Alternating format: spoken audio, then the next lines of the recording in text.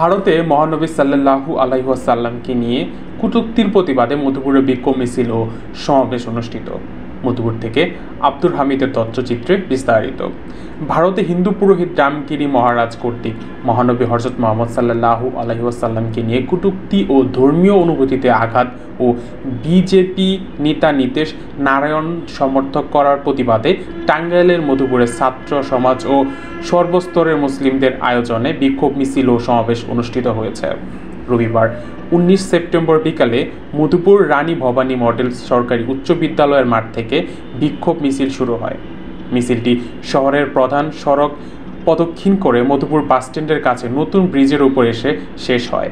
পরে এখানেই সমাবেশটি অনুষ্ঠিত হয়। সমাবেশে বক্তব্য রাখেন হযরত মাওলানা মুফতি রুহুল আমিন, হযরত মাওলানা মোস্তফা কামাল, ছাত্রনেতা সমুজ প্রমুখ। সমাবেশে বক্তারা বলেন, ভারতে মহানবী হযরত মুহাম্মদ সাল্লাল্লাহু আলাইহি ওয়াসাল্লাম নিয়ে কটূক্তিদের ফাঁসি চাই। আমাদের নবীকে নিয়ে অপমান মেনে নেব না। অতি দ্রুত কটূক্তিকারীদের গ্রেপ্তার করতে হবে। এ সময় ছাত্রনেতা সবুজ ভারতীয় সকল পণ্য বয়কটের আহ্বান জানান। অন্তর্বর্তীকালীন সরকারের কাছে দাবি জানিয়ে বক্তারা বলেন, আপনারা ক্ষমতায় আছেন, আমাদের রাষ্ট্রীয়ভাবে নিন্দা প্রকাশ করতে হবে।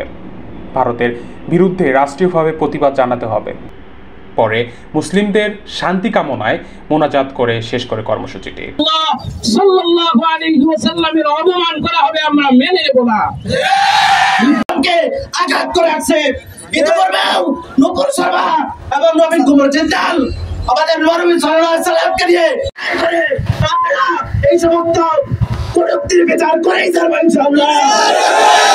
আপনারা আজকে রাসূল করিম সাল্লাল্লাহু আলাইহি ওয়াসাল্লামের ইজ্জতের বিরুদ্ধে কটূক্তি করেছে, তার বিরুদ্ধে আপনারা মিছিল নিয়ে কোন কাফের কোন কুলঙ্কার ইসলামের বিরুদ্ধে, ইসলামের নবীর বিরুদ্ধে মানিকিরা তুমি আল্লাহ পরিপূর্ণভাবে সঙ্গে সঙ্গে শাস্তির ব্যবস্থা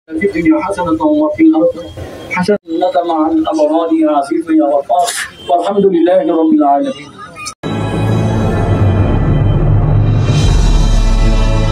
আপনারা দেখছেন অগ্রযাত্রা টেলিভিশন।